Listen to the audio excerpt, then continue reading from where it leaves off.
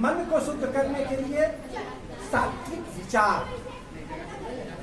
सात्विक विचार का चिंतन मनन करना चाहिए। अच्छे सदग्रंथों का स्वाध्याय करना चाहिए।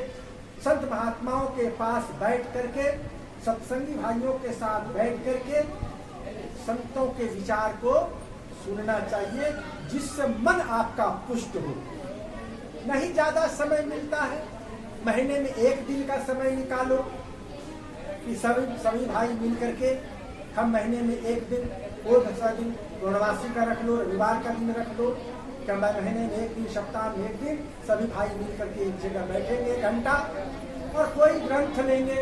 कभी रामायण ले लेंगे, कभी कबीर साहब की अमृतवाणी ले लेंगे, कभी और कोई ग्रंथ ले लेंगे, उसको हम पढ़ेंगे, दूसरों को सुनाएंगे, दूसरे पढ़ेंगे, हम सुनेंगे, सुनाएंगे, कुछ भजन कीर्तन करेंगे, कुछ धुन, राम धुन, सतनाम धुन करेंगे। तो महीने में एक दिन का समय आप यदि निकाल के सभी भाई बंधु एक जगह बैठ करके, तो इस क्रम को यदि चालू करोगे, इस सत्संग का, मासिक सत्संग का, निश्चित रूप से आपके जीवन में तो परिवर्तन होगा ही। आपके बाल बच्चों पर संस्कार पड़ेगा, आपके बाल बच्चों पर संस्कार पड़ेगा। यदि कुसंस्कार में जा भी रहा है तो धीरे धीरे वापस आ जाएगा। एक शब्द गुरुदेव का तामे अनंत विचार, ठाके गुरुजन पंडिता वेद न पावे पार।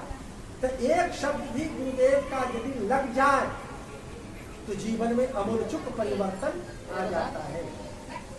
जब तक आप सत्संग में बैठोगे ही नहीं, कथा में बैठोगे ही नहीं, सुमरन भजन करोगे ही नहीं, केवल पशु की तरह कमाओगे और खाओगे। पशु क्या करता है? खूब कमाता है, सिर धुन करके एकदम उसके कंधे पर जू रख दो और दिन भर जोतो, पसीना पसीना होगा, जोतेगा, पूरा खेत को जोत जात के आपका कर देगा।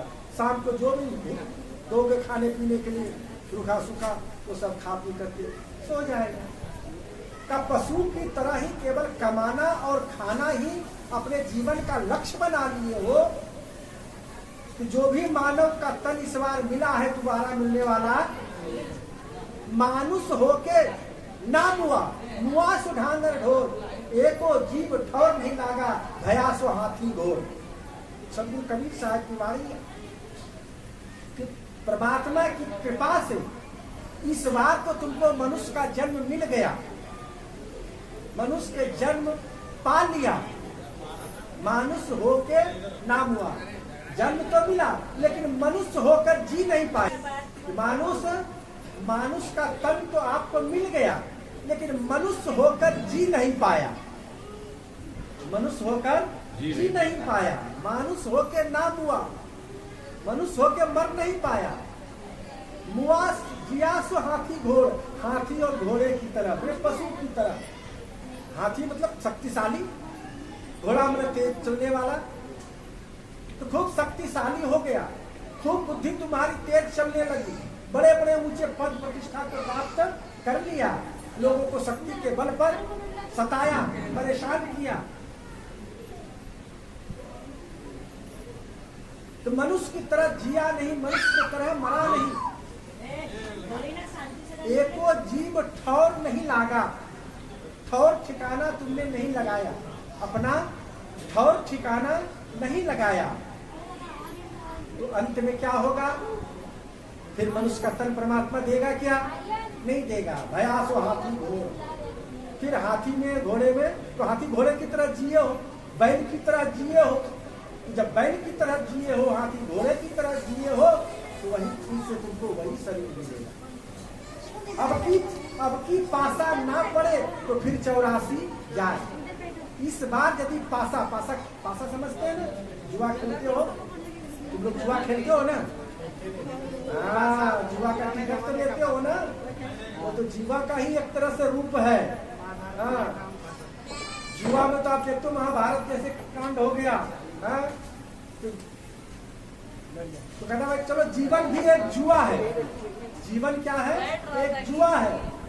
इस जुए में यदि हार गया, मनुष्य तन रूपी जुआ जो तुमको जुए में जो जीते हो, 84 लाख योनियों में जो जुआ खेले हो, 84 लाख योनियों में जो जुआ खेले हो, उसमें जीत मिली है कि मनुष्य का तन जीत लिए हो, मनुष्य का तन जीत लिए हो इस बार।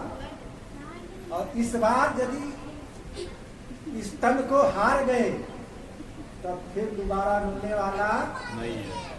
अब की पासा ना पड़े तुम्हारे पक्ष में, पासा पत्ती यदि ताश की तुम्हारे पक्ष में नहीं गिरा, अब की पासा ना पड़े तो सहे घनेरी ला, तब तो दुखों का पहाड़ वो 84 लाख की योनियों में फिर से कुकर सुकर बन करके भटकना पड़ेगा। इसलिए संत कहते हैं, हमारे नीतिकार कहते हैं, आहार निद्रा भय मैथुनंच सामान्यमेतत् पशुभिः नराणां धर्मो हि तेषाम् अधिको विशेषो धर्मेण हीना पशुभिः समानम्। आहार निद्रा भय मैथुन, ये 4 कर्म तो पशु पक्षी और मनुष्य सब में बराबर प्रकृति प्रदत्त स्वाभाविक है। आहार मने भोजन, निद्रा मने शयन, भय मने डर, मैथुन मने संतानोत्पत्ति कर्म का, ये 4 तो पशु पक्षी और मनुष्य सब में है। जो भी खाएगा उसको नींद आएगा, खाएगा तो नींद आएगा, सोएगा ही। और जब खाएगा नींद आएगा तो खाने का इंतजाम भी तो करना पड़ेगा ना जी, ऐसे कैसे खा लोगे? तो खाने के लिए कमाना भी पड़ेगा, खाने के लिए। अब बिना हुनर सीखे हुए तुम कमाओगे कैसे? कमाने के लिए उसके पहले उस कार्य को सीखना पड़ेगा,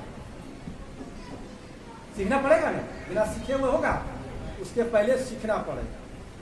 सीखने से भी पहले तुमको बाल्यकाल से पढ़ना लिखना पड़ेगा, विद्या अध्ययन करना पड़ेगा।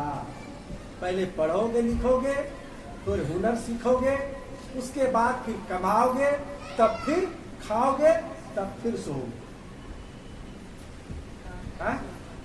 इसीलिए बाल्यावस्था में विद्या अध्ययन जरूरी है। बाल्यावस्था में जिसने पढ़ा नहीं जीवन भर पछताएगा। बाल्यावस्था 21 वर्ष तक स्नातक हो जाता है, हो जाना चाहिए। 21 वर्ष तक यदि पढ़ा लिखा नहीं, खेल कूद में जीवन बर्बाद कर दिया, तो भर बैल की तरह कमाना पड़ेगा। और यदि पढ़ लिख लोगे, अच्छी योग्यता, अच्छा विद्वान बन जाओगे, अच्छी नौकरी सर्विस मिलेगी, अच्छा क्या कहते कंपनी खोल के बैठोगे, बड़ा बड़ा पढ़ोगे लिखोगे तब ना। इसलिए पहले पढ़ना चाहिए। हमारी नीतिकार कहते हैं शैशवाभ्यस्त विद्यानाम, पहली अवस्था जो है वह पढ़ना लिखना चाहिए। और जिसने पहली अवस्था में पढ़ा नहीं, आद्या वैसी नाधीतम। दूसरी अवस्था क्या है, एक लाइन से समझते जाओ। पहली अवस्था में पढ़ना चाहिए, प्रमाद नहीं करना चाहिए। स्वाध्याय मां प्रमदा, स्वाध्याय से प्रमाद नहीं करना चाहिए। अच्छे तरीके से पढ़ना लिखना चाहिए। पहले पढ़ लिख लो, उसके बाद तो जो करना हो सो करना। पढ़ लिख के पहले नौकरी सर्विस तो ले लो, उसके बाद तो बहुत से गर्लफ्रेंड और बॉयफ्रेंड मिलता रहेगा, तो उस समय तुमको उसका जरूरत नहीं पड़ेगा, क्योंकि तब तक तुम्हारी बुद्धि परिपक्व हो जाएगी। तो इसलिए पहली अवस्था में पढ़ना चाहिए। दूसरी अवस्था में धनार्जन करना चाहिए।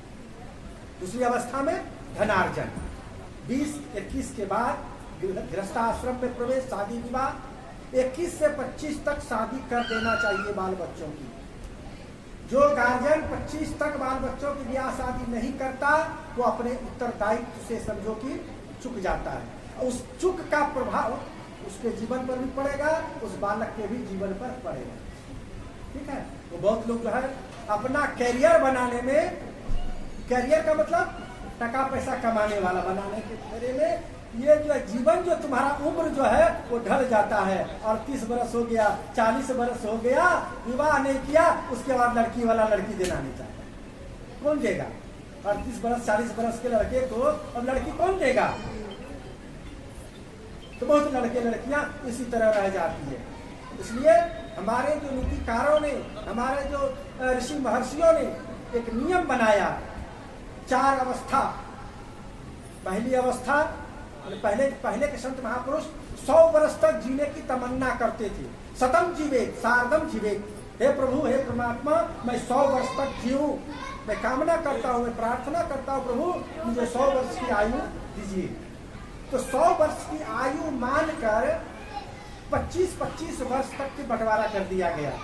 25 वर्ष बाल्यावस्था ब्रह्मचर्याश्रम, 50 तक गृहस्थाश्रम, उसके बाद वानप्रस्थ, उसके बाद संन्यासाश्रम। लेकिन वर्तमान समय में 100 वर्ष जीना संभव नहीं, क्योंकि खाद पानी वाला अनाज खाते हैं, बिना यूरिया का चावल भी खाने को नहीं मिलता है। तो आज का भोजन अशुद्ध हो गया है, पानी अशुद्ध हो गया है, वायु प्रदूषण हो गया है, प्रदूषित हो गया है, खान पान के साथ साथ हमारे संगति दूषित हो गई है, हमारा आचरण, हमारा चरित्र सब कुछ प्रदूषित हो गया है। इसलिए 100 वर्ष तक जीने की तमन्ना हम कर ही नहीं सकते। फिर भी हमारे मनुष्यों ने कहा कि कम से कम 80 तक तो जीने की तमन्ना जरूर करो, और उसको मान करके हमारे गवर्नमेंट भी, हमारी सरकार भी 21 वर्ष तक बच्चों को जवान कर दिया है ना। तो 21 वर्ष तक पढ़ो लिखो, 21 वर्ष तक ठीक से पढ़ोगे तो ग्रेजुएशन तो जरूर कर जाओ, नौकरी सर्विस जरूर ले लो। तो 21 वर्ष तक में एक से ज्यादा 25 तक में जो है नौकरी सर्विस लेकर शादी विवाह कर देनी चाहिए, कर लेना चाहिए, यदि जिंदगी का आनंद लेना हो तो। उसके बाद दूसरी अवस्था है धनार्जन। दूसरी अवस्था में धन का अर्जन करे तथा धन कमावे, लेकिन याद रखें धन जब भी कमाओ न्यायोचित तरीके से धन कमाओ। कैसे? न्यायोचित तरीके से। न्यायोचित तरीका समझ रहे हैं?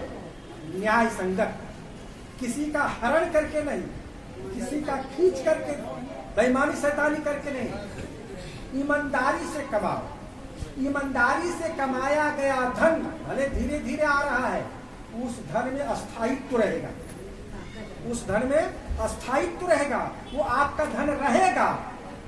और यदि चोरी बदमाशी करके, बेईमानी शैतानी करके धन कमाते हो तो पाप किए धन बढ़त है। संतों का अपना अनुभव है कि पाप किए धन बढ़त है, इसमें कोई संदेह नहीं। बेईमानी शैतानी करने से धन बढ़ता है, इसमें कोई संदेह नहीं। दिन दुगनी रात चौगनी तरक्की करता है। लेकिन हमारे संतों का अनुभव है, उन्होंने कहा पाप किए धन बढ़त है, 9-13 ले जा। 9 वर्ष 13 वर्ष तो एकदम तूफानी दौड़, लगत 14वें घटत है। 14वां वर्ष लगते ही वो घटना शुरू हो जाता है और वह फिर रोड छाप बन जाता है। जो भी कमाया वो गमा दिया और बम्बई से फिर झाल बजाते हुए चला गया। कमाया तो खूब, लेकिन बेईमानी शैतानी से कमाया, तो बेईमानी शैतानी से कमाया हुआ धन तो बोतल में ही जाएगा ना, 6 बोलो, जुआ में ही जाएगा ना। 6 और वो क्या कहते हैं उसको, 6 सबाब कबाब, सबाब ना, उसको सबाब में, कबाब में, शराब में, जुआ में अन्याय से यदि कमाए हो उसी में चला जाएगा और एक दिन ढंढन गोपाल होकर के यहाँ से जाना पड़ेगा। इसलिए कहा कि शनै पंथा शनै कंथा शनै पर्वत लंघनम, धीरे धीरे रेमना धीरे सब कुछ होय, माली सींचे 100 घड़ा ऋतु आवे फल होय। इसलिए धीरे धीरे कमाओ, सत्य की कमाई कमाओ। वह कमाई तुम्हारा जिस कमाई में तुम्हारी पसीना गला है ना, उसको खर्चा करने में दर्द लगेगा, उसको खर्चा करने में दर्द लगेगा। फालतू के कमाई इधर उधर में खर्चा नहीं करोगे तो वह धन तुम्हारे पास रहेगा, तुम्हारे बाल बच्चों की पीढ़ी दर पीढ़ी चलेगा। जो अन्याय से यदि कमाओगे तो वह धन नहीं रहेगा। तो युवा अवस्था में धनार्जन न्यायोचित तरीके से धनार्जन करना चाहिए। और युवा अवस्था के बाद 40 के बाद, 40 के बाद धीरे धीरे मन को जो है परिवार से समेट लेना चाहिए। बाल बच्चों के माथे पर बोझ डालना शुरू कर देना चाहिए और अपना उससे अलग होने का अभ्यास करते रहना चाहिए। 60 वर्ष के बाद तो बिल्कुल ही परिवार को त्याग करके भजन में लग जाना चाहिए। ये 4 अवस्था, 4 आश्रम और ऐसा शैशवाभ्यस्त विद्यानाम यौवने विशेषणाम वार्धके मनोवृत्तिनाम योगे नान्ते तनुत्यजाम। पहली अवस्था विद्याध्ययन, दूसरी अवस्था धनार्जन, तीसरी अवस्था जो है तप साधना, तीर्थ व्रत आदि, और चतुर्थ अवस्था में एकांत में बैठ करके प्रभु का भजन करते हुए और चोला का परित्याग। ऐसा यदि नहीं करते हो उसके लिए क्या कहते हैं नीतिकार? अद्य वैसी नाधीतम।